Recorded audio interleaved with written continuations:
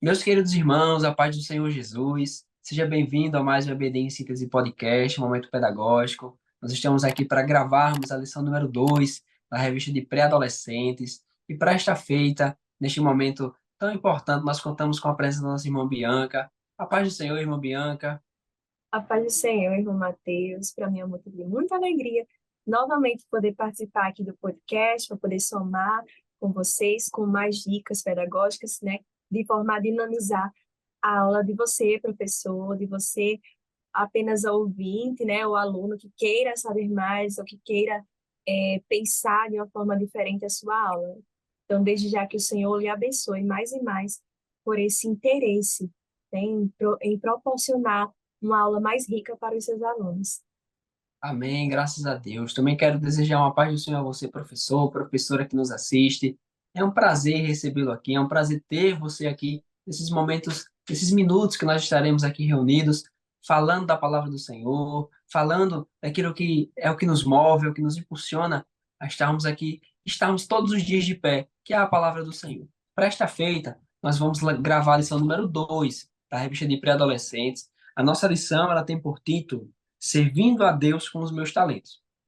Já a nossa lição número 2, ela, baseado nisso, baseado nessa proposta geral, ela tem por título que é Dons Ministeriais. O que significa? A partir disso, a nossa lição ela vai nos trazer uma explicação bem ampla, uma explicação que eu tenho certeza que será de grande valia para você e para o seu aluno.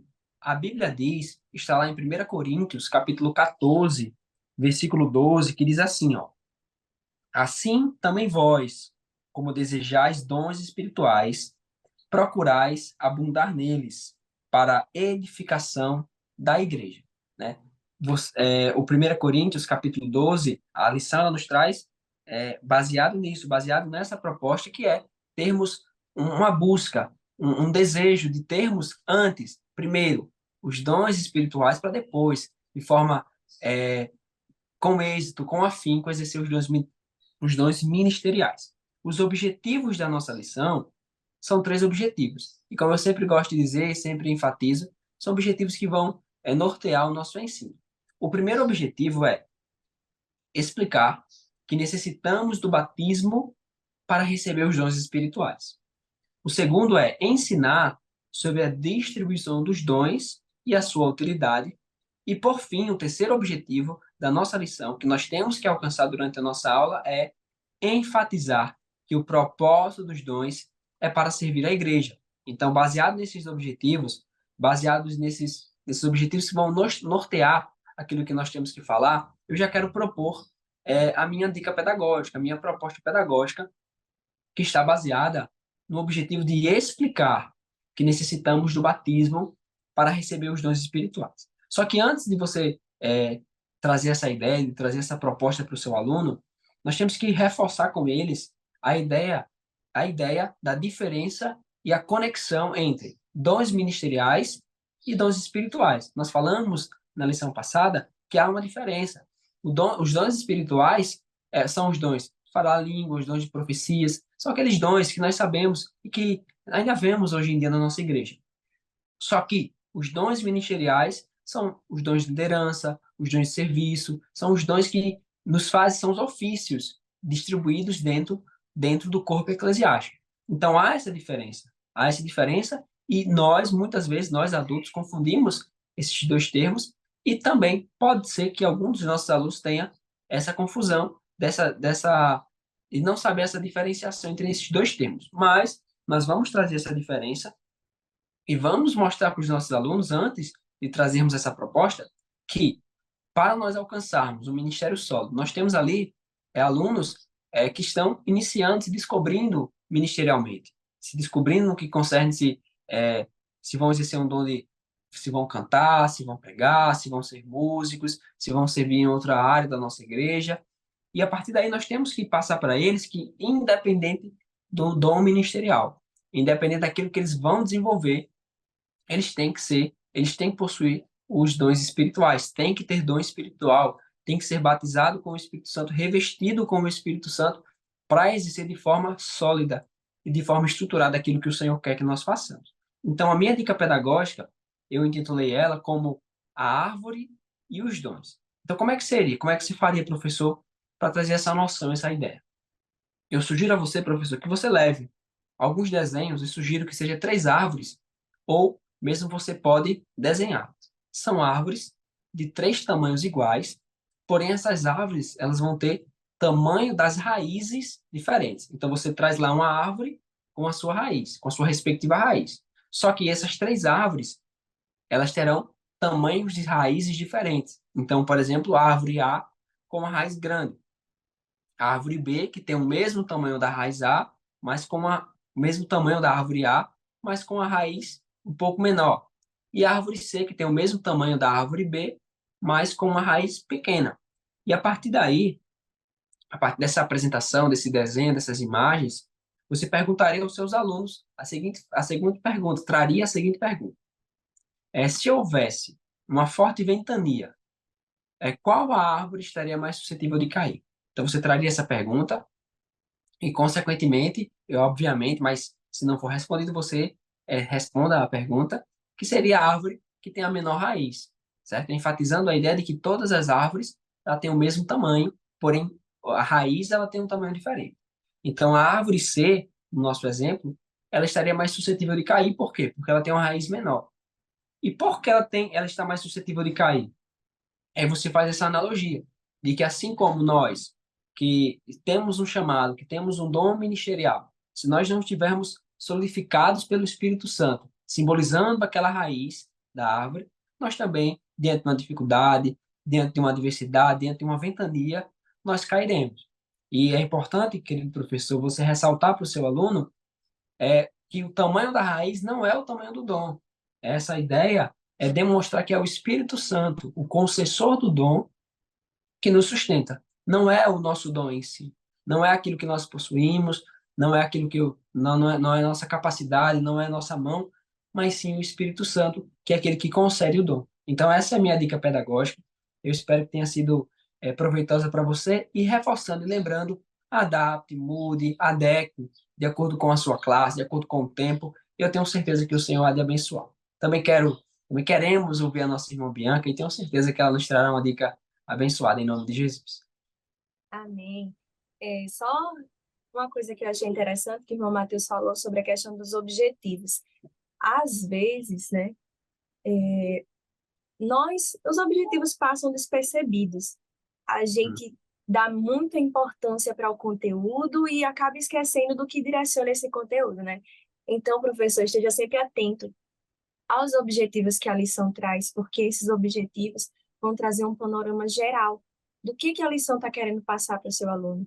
Então, quando você alcança esses objetivos, você de fato conseguiu, fez com que os alunos entendessem o que a lição queria passar naquele dia. Então, esteja sempre atento aos objetivos, e é por isso que nas dicas nós sempre nos baseamos em algum dos objetivos da lição, se não todos, mas em um ou dois objetivos. E partindo disso, o objetivo que eu me baseei para trazer a dica de hoje é o que fala ensinar sobre a distribuição dos dons e a sua utilidade. A minha sugestão é que essa dinâmica seja realizada após a aula, depois que você explicou todo o assunto, depois que os alunos conversaram sobre o assunto. E aí, finalizando a aula, você traria essa dinâmica como uma forma até de avaliação para ver se os seus alunos de fato conseguiram compreender a distribuição dos dons, se eles conseguiram compreender os propósitos. Qual o propósito desse dom? E aí você vai ver se eles vão ter dificuldade ou se eles conseguiram assimilar bem o assunto.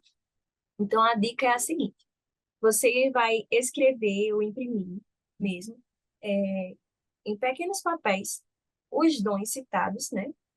Mensagem da sabedoria, mensagem do conhecimento, dom da fé, todos esses dons espirituais você vai estar colocando em papéis separados e em outros papéis você vai colocar o propósito desses dons.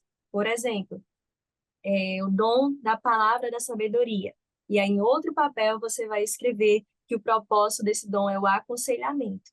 Então, você vai escrever todos os propósitos dos dons também em papéis separados.